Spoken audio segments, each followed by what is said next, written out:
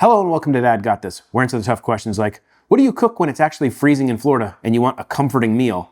And why did the snowman go to the lost and found? The second one's easy, because he lost his cool.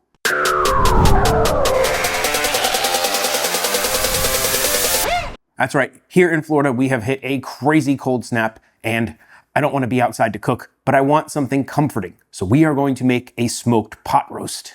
Let's get to it. This is a 2 3/4 pound chuck roast. I like using chuck roast for a pot roast because it has all this fat in there, all this connective tissue, breaks down really nice, and it makes like a really nice gravy. This is great to do the night before and just let it kind of sit in the fridge if you have time. I didn't have time, I just decided I wanted pot roast this morning. So I'm just gonna give this a nice coating of Diamond Crystal kosher salt. A lot of this is gonna get washed off in the cooking process, so don't worry about it. If it looks like a lot of salt, it's okay. And now we're gonna start layering on some flavor. A little bit of smoked paprika. This will be great for the color. It does add a little bit of flavor, but I like it mainly because of the color that it gives. Of course, dad dust, 50% granulated onion, 50% granulated garlic, hint of MSG. And I'm gonna pop a little bit of ranch seasoning on here. I think that might give it a nice little flavor. Like I said, a lot of this stuff is gonna kind of end up probably washing down into our gravy, which should make for a very tasty gravy. And then to try and get a little bit of that bark on there, I am going to use some 16 mesh black pepper.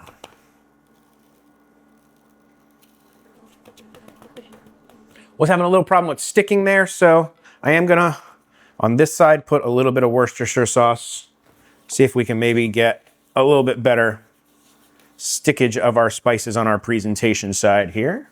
I'm not using a recipe for this. I am just doing this on the fly. That's how I do a lot of my cooking.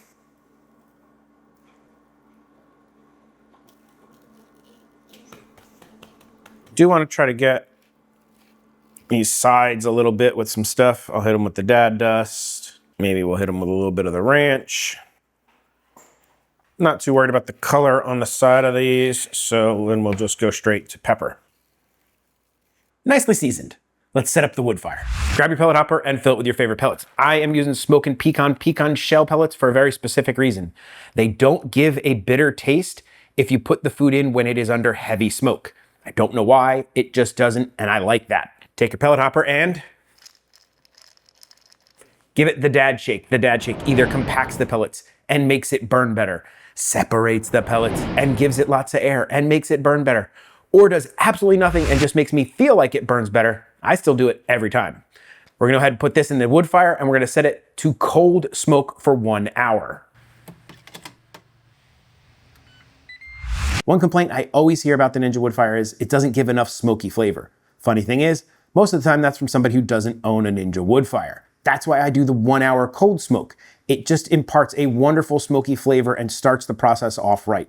You just have to use the wood fire a little bit different than you would most other smokers. The smoke flavor is not as good as cooking on my Kamado or a real smoker, but it's not like only 10% is good. It's like 85 or 90% as good with way less effort. So that's why I use it all the time. It is great for weeknight cooks. While that is cold smoking, let's turn a crappy box stock into something way better. I've got a white onion, a red onion, and some massive garlic. This is elephant garlic. It was the only garlic they had at the store at the time, so I bought it, but look at the size of that garlic clove. For the garlic, normally I would smash it, but this thing is so big, I can actually just slice it.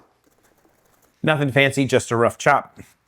For the onion, I'm just gonna do slices. That's it. Get yourself a pan and set it over medium heat. Throw in some butter and some oil. We're gonna throw in about 2/3 of our onion. We're gonna save some back so that they don't completely break down and we can have some of it in the pot roast. All the garlic, and just cook these down for about 3 or 4 minutes until they all kind of soften up. At this point, I always like to add a little bit of salt. It helps with the breaking down procedure and makes things go a lot easier. After that 3 minutes, everything's nice and soft and we're ready to go. We're just gonna pour in our box stock, 32 ounces of beef broth, just your basic box broth. And then here's the trick, gelatin powder. We are gonna put in 1 packet of gelatin.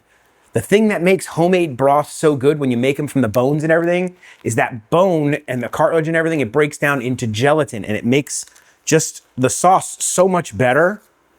So we're just gonna cheat and add some gelatin in here, and that's gonna add a whole big punch to our gravy. Now just go ahead and simmer this for like 20 or 30 minutes on low. And that's it until our 1 hour cold smoke is up. See you in a bit. After your 1 hour cold smoke, go ahead and top off your pellet hopper, stick in a probe, and let's set it up in the app. We're gonna go ahead and set it to thermometer cook. We wanna do manual 165 Fahrenheit, and we need to make sure that our grill temp is correct. Yep, 225, good to go. If you don't have a connected version, you're just gonna go ahead and monitor it until it hits 165 Fahrenheit. I'll let you know how long that takes. After 2 hours, it looks fantastic. The color looks great. We're gonna check it in a couple of different areas. It's just shy of 160, but look how tight it is. Like, very hard to get into. That's why we need to go to the next step, the braise. It's time to pour that stock that we made all in here. Perfect. Now, I have some cherry tomatoes, some baby carrots, and the rest of our onions. So we're gonna pop this back in the wood fire, 300 degrees Fahrenheit, covered with foil until we get around to 195-ish. And then we'll add all these guys in, let it ride for about an hour, and we should be good to go. It only took about an hour before we hit that 195. Let's throw our carrots and onions in. In 30 minutes, I'll throw my tomatoes in. The last hour or so, I had it at 350 degrees Fahrenheit because I really wanted to get this done. Looks great. Time to shred. My preferred method for shredding are cotton gloves and latex over it.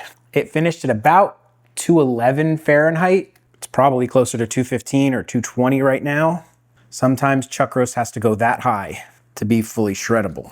At this point, the only question I really would have is it salted properly?